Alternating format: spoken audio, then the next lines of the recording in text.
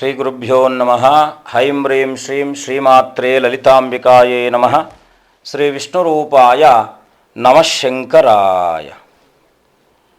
ಬಂಧುಗಳೇ, ಉಳಿದಿರತಕ್ಕಂಥ ಈ ಒಂದು 11ನೇ ಶ್ಲೋಕದಿಂದ 15ನೇ ಶ್ಲೋಕ ತನಕ ಇರುವಂತಹ ಆ ಒಂದು ಶ್ಲೋಕದ ಪಠನೆ ಹಾಗೂ ಆ ಶ್ಲೋಕದಲ್ಲಿರ್ತಕ್ಕಂಥ ಭಾವಾರ್ಥವನ್ನು ಹೇಗೆ ನಮ್ಮ ಬದುಕಿನೊಟ್ಟಿಗೆ ನಾವು ಅದನ್ನು ಸರಿದೂಗಿಸ್ಕೊಳ್ಬಹುದು ಅಂತಕ್ಕಂಥದ್ದು, ಹೇಗೆ ನಾವು ಅದನ್ನು ಬದಲಿಸಿಕೊಳ್ಳಬಹುದು ಅಂತಕ್ಕಂಥದ್ದು ಈ ಒಂದು ವಿಶೇಷವಾಗಿರ್ತಕ್ಕಂಥದ್ದಾಗಿದೆ.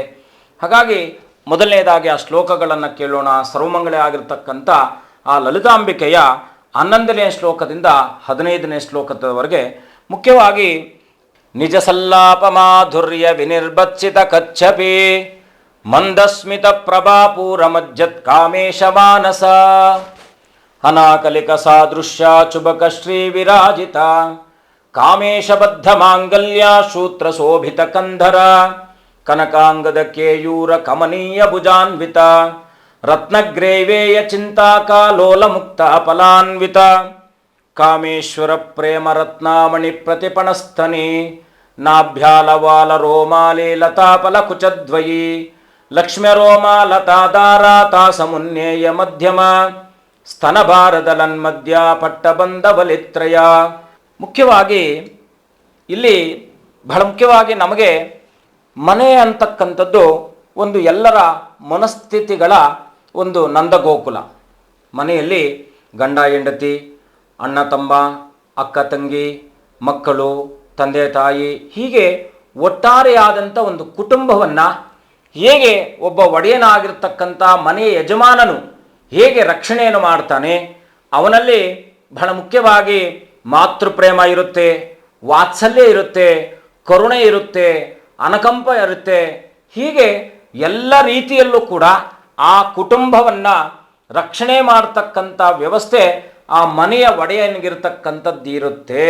ಹಾಗೆ ನಮ್ಮ ಬದುಕನ್ನು ಕೂಡ ಸನ್ಮಂಗಳದಾಯಕವಾಗಿ ಅಮ್ಮನವರು ಕರ್ಕೊಂಡು ಹೋಗುವ ಎಲ್ಲ ಜವಾಬ್ದಾರಿಯನ್ನು ಕೂಡ ಜಗದಂಬೆಯ ಸ್ವೀಕಾರವನ್ನು ಮಾಡ್ತಕ್ಕಂಥವಳಾಗ್ತಾಳೆ.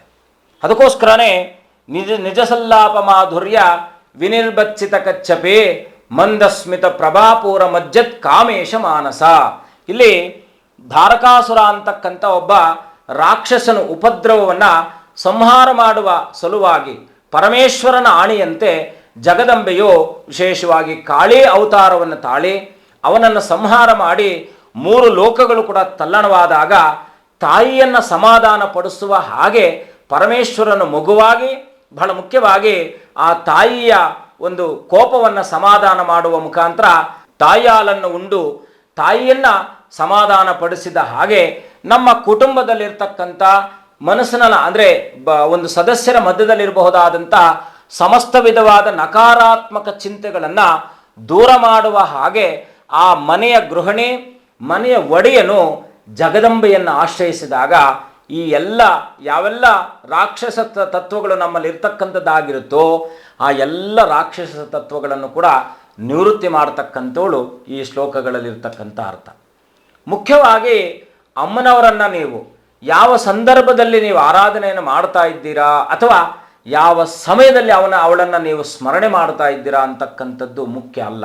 ಆದರೆ ಯಾವ ಫಲವನ್ನು ಕಾಣುವ ಸಲುವಾಗಿ, ಯಾವ ಸಂಕಲ್ಪಯುಕ್ತವಾಗಿ ನೀವು ಈ ಒಂದು ಶ್ಲೋಕವನ್ನು ಪಠನೆ ಮಾಡ್ತಾ ಇದ್ದೀರಾ ಅಂತಕ್ಕಂಥದ್ದೇ ಮುಖ್ಯವಾಗುತ್ತೆ. ಯಾಕಂದರೆ ಅಮ್ಮನವರು ನೀವು ಕೇಳ್ತಾ ಇರ್ತಕ್ಕಂಥ ಪ್ರತಿಯೊಂದು ವರವನ್ನು ಕೂಡ, ಪ್ರತಿಯೊಂದು ಸಮಯವನ್ನು ಕೂಡ, ಪ್ರತಿಯೊಂದು ವಿಷಯವನ್ನು ಕೂಡ ನಿಮಗೆ ಕೊಡುವಂತಹ ಶಕ್ತಿ ಅವಳಲ್ಲಿರ್ತಕ್ಕಂಥದ್ದಿದೆ. ಹಾಗಾಗಿ ಜಗದಂಬೆಯ ಈ ಒಂದು ಶ್ಲೋಕಗಳಲ್ಲಿ ನಿಮ್ಮ ಕುಟುಂಬದಲ್ಲಿರ್ತಕ್ಕಂಥ ಎಲ್ಲ ಕುಟುಂಬದ ಸದಸ್ಯರ ಮಧ್ಯದಲ್ಲಿರ್ತಕ್ಕಂಥ ಭಿನ್ನಾಭಿಪ್ರಾಯಗಳನ್ನು ಬದಿಗೊತ್ತಿ ಸಕಾರಾತ್ಮಕ ಒಂದು ಚಿಂತನೆಯೊಂದಿಗೆ ನಿಮ್ಮ ಬದುಕು ಸನ್ಮಂಗಳದಾಯಕವಾಗಲಿ ಅಂತಕ್ಕಂಥದ್ದು ಇದರ ವಿಶೇಷತೆ. ಶುಭಮಸ್ತು.